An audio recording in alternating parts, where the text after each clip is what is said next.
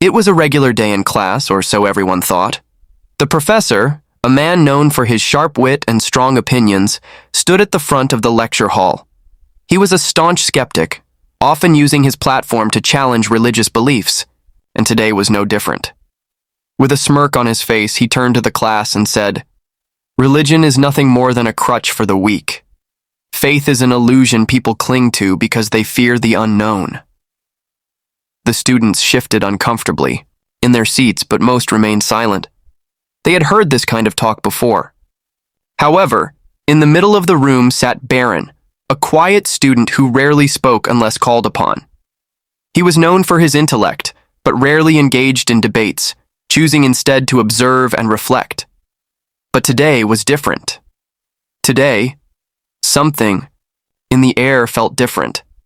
The professor continued, now more animated. "Take Jesus, for example," he scoffed, "a man who walked the earth 2,000 years ago, claiming to be the Son of God. Yet where is he now? If he was truly divine, why did he die like a common criminal? Where was his power when he needed it most?" He chuckled as some of the students laughed nervously, not wanting to be the ones to challenge him. Then, he turned his gaze toward Barron. "You," he said, pointing. "You look like the type who might actually believe in this nonsense. Tell me, Barron, do you believe in Jesus?" A hush fell over the room. All eyes turned toward Barron, waiting to see how he would respond. Slowly, he stood up, his face calm and unreadable. He took a deep breath and looked the professor straight in the eye. "Yes," he said firmly. "I believe in Jesus." The professor smirked. "Ah, of course, a believer. Tell me, Barron, why? What proof do you have that Jesus is real? Surely in this age of science and reason, you can't possibly hold on to such primitive beliefs." Barron tilted his head slightly, thinking for a moment before responding. "Professor," he said, his voice steady, "you claim that faith is an illusion, that belief in God is foolishness. But tell me, do you believe in love?" The professor raised an eyebrow. "Of course I do. Love is a real, tangible emotion." "Have you ever seen it?" Barron asked. "Not the effects of love, not the actions it inspires, but love itself? Can you put love in a test tube? Can you weigh it, measure it, or prove its existence under a microscope?" The professor hesitated. "Well, no, but you believe in it," Barron continued. "You believe in something you cannot see, touch, or scientifically prove. You believe in love because you've experienced it. That is faith. Faith is not ignorance. It is belief in something greater than ourselves, something we may not fully understand but know to be true." The classroom was silent. A few students nodded, considering his words. The professor, however, wasn't ready to back down. "Clever," he said, crossing his arms. "But faith in love and faith in Jesus are not the same. Love exists within human experience. Jesus? He's just a story." Barron smiled, undeterred. "Is he? History tells us that Jesus was a real person. His existence is documented by multiple sources, both religious and secular. But beyond that, Professor, tell me this. Why do his teachings continue to transform lives? Why do people still find hope, purpose, and strength in his words? Why do millions of people claim to have experienced his presence even in the darkest moments of their lives?" The professor opened his mouth to reply but hesitated. Barron continued, "You ask where Jesus was when he needed his power the most, but you misunderstand the nature of power.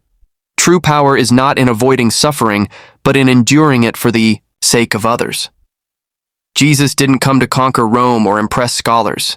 He came to show a greater truth, that real strength is in sacrifice, and real love is in giving, even to the point of death." The room was electric now. Some students leaned forward in their seats, captivated. Others exchanged glances as if seeing faith in a new light. The professor shook his head, trying to maintain his composure. "But science," Barron interrupted gently, "is the study of the natural world. God is beyond nature. Science can tell us how things work, but it cannot tell us why we are here. It cannot explain the longing for meaning in every human heart. It cannot explain why, despite all our knowledge, we still search for something greater. The professor sighed, rubbing his temples. "You're an interesting student, Barron," he admitted, "but I remain unconvinced." After class ended, students lingered in their seats, still absorbing what had just happened. Some exchanged hushed whispers, while others packed their bags in silence, lost in thought. A few approached Barron, their expressions a mix of curiosity and admiration. One student, a young woman named Sarah, walked up to him.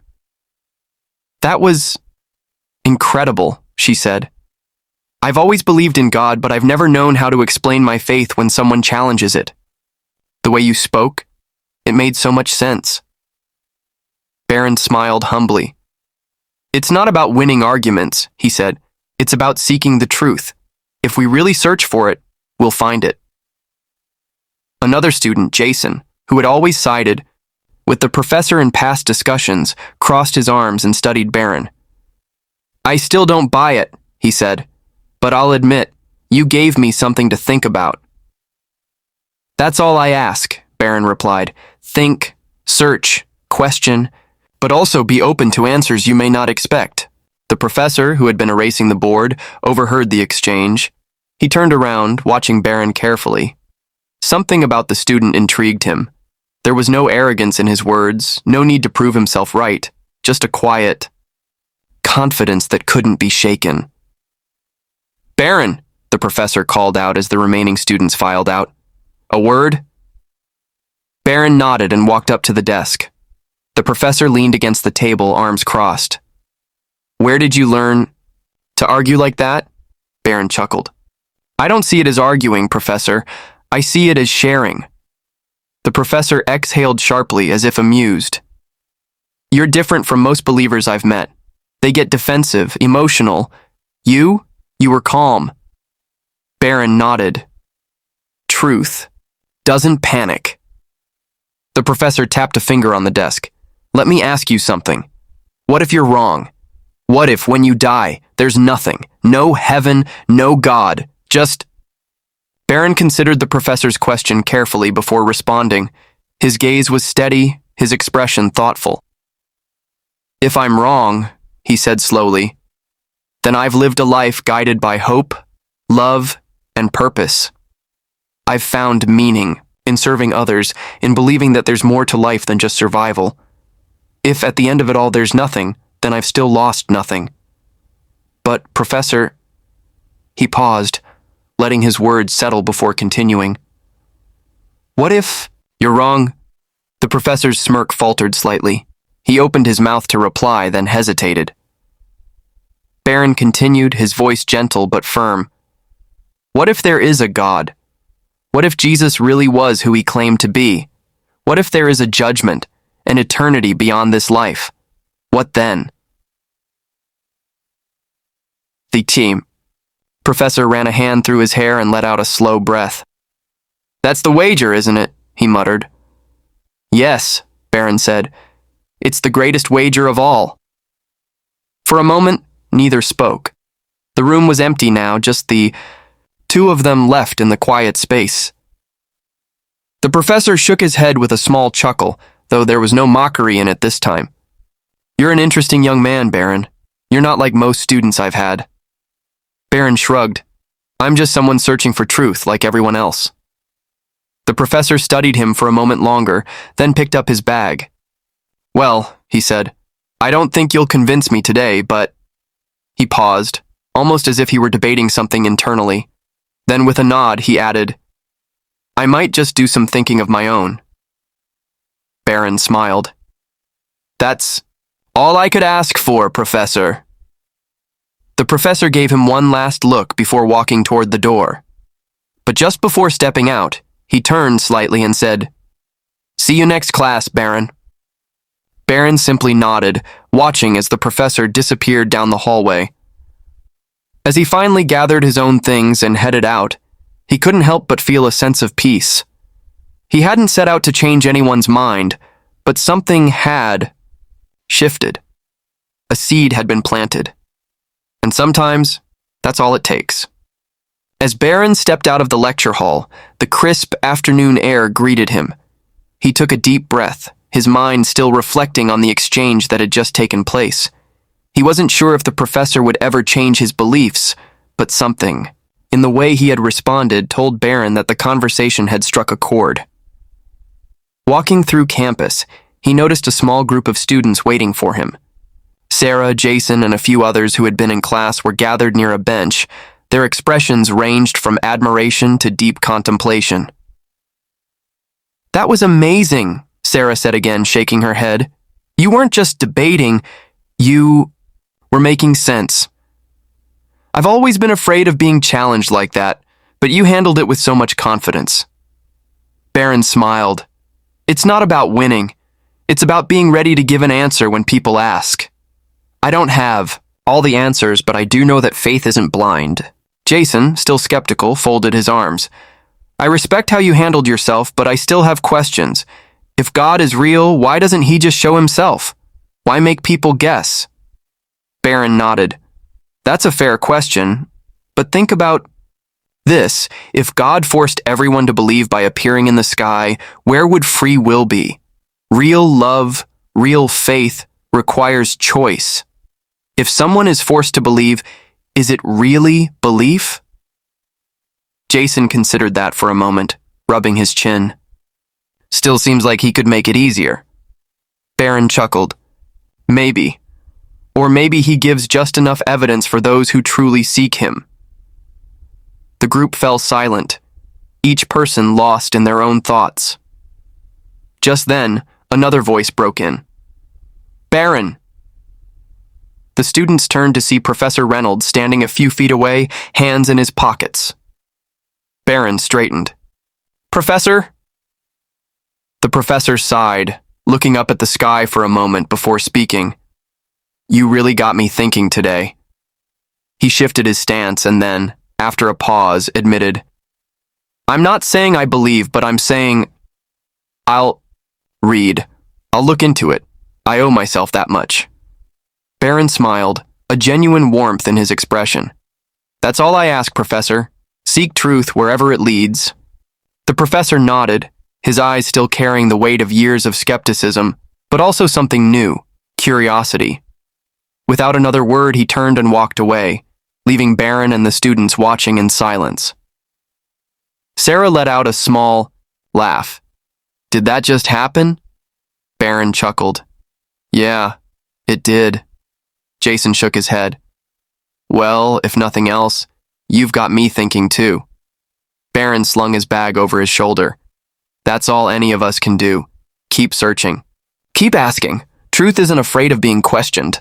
With that, the group slowly dispersed, each student carrying away something different from the conversation. Some left more confident in their faith. Others, like Jason, left with new questions. And the professor, though he didn't say it, had left with something he never expected. A seed had been planted, and sometimes that's all it takes. As Barron walked away from the group, he felt a quiet sense of fulfillment. Not because he had won an argument, he hadn't been trying to, but because he had seen a shift, however small, in the way people thought. It wasn't about proving himself right. It was about opening minds, about planting the idea that maybe, just maybe, faith wasn't as irrational as people had been led to believe. The sun was beginning to set, casting long shadows across the campus. He made his way to the library, planning to get some studying done, but before he could step inside, he heard footsteps behind him. Turning around, he saw the professor again. This time, he wasn't wearing the usual air of confidence he carried. In the classroom, his expression was more thoughtful, almost conflicted. "Barron," the professor said, hesitating for a moment, "I wanted to ask you something, off the record." Barron nodded. "Of course." The professor looked down as if gathering his thoughts, then sighed. "You seem certain about all of this, but life isn't that simple. You're young and the world hasn't beaten you down yet. What happens when suffering comes? When life doesn't make sense? When you pray and God doesn't answer?" Barron studied him for a moment, realizing that this wasn't just an intellectual question, it was personal. The skepticism wasn't just about science or logic. There was pain behind it. "Professor," Barron said gently, "has something happened to you? Something that made you stop believing?" The professor let out a hollow chuckle. "You could say that." He hesitated before continuing, his voice quieter.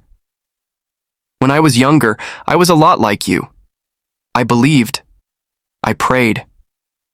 But then, life happened. I lost someone I loved. I begged God to save them, and He didn't. And that's when I realized, maybe, no one was listening." Barron's heart ached at the words, at the pain buried in them. He took a step closer. "I won't pretend to have easy answers for that. Losing someone you love, it's one of the hardest things a person can go through. And I won't stand here and tell you that I know exactly why God allows suffering." The professor crossed his arms, waiting for Barron to continue. "But," Barron said, "I do know this. God isn't absent in our suffering. Jesus himself suffered. He knew loss. He wept when his friend died. He felt pain, betrayal, and even cried out, 'My God, why have you forsaken me?' He didn't avoid suffering. He entered into it. For us." The professor looked away, his jaw tightening slightly. And yet, suffering still happens. Barron nodded. "Yes, but suffering isn't proof of God's absence. It's a reminder that we live in a broken world. And if this world is broken, that means it wasn't meant to be this way. That means we were meant for something better. Something beyond this life." The professor sighed. "I don't know, Barron. I just don't know." Barron didn't push. Instead, he simply said, "That's okay. Sometimes faith starts with just being willing to say, maybe there's more. Maybe God hasn't abandoned us. Maybe the story isn't over." The professor was silent for a long time. Then finally he gave a small nod. "I guess I'll think about it." Barron smiled. "That's all I ask."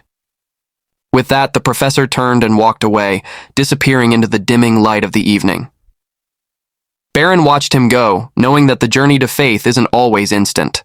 Sometimes it's slow, sometimes it's full of doubts and questions, but as long as the door is still open, there's hope. And sometimes all it takes is a single conversation to crack that door open, just enough for the light to shine through.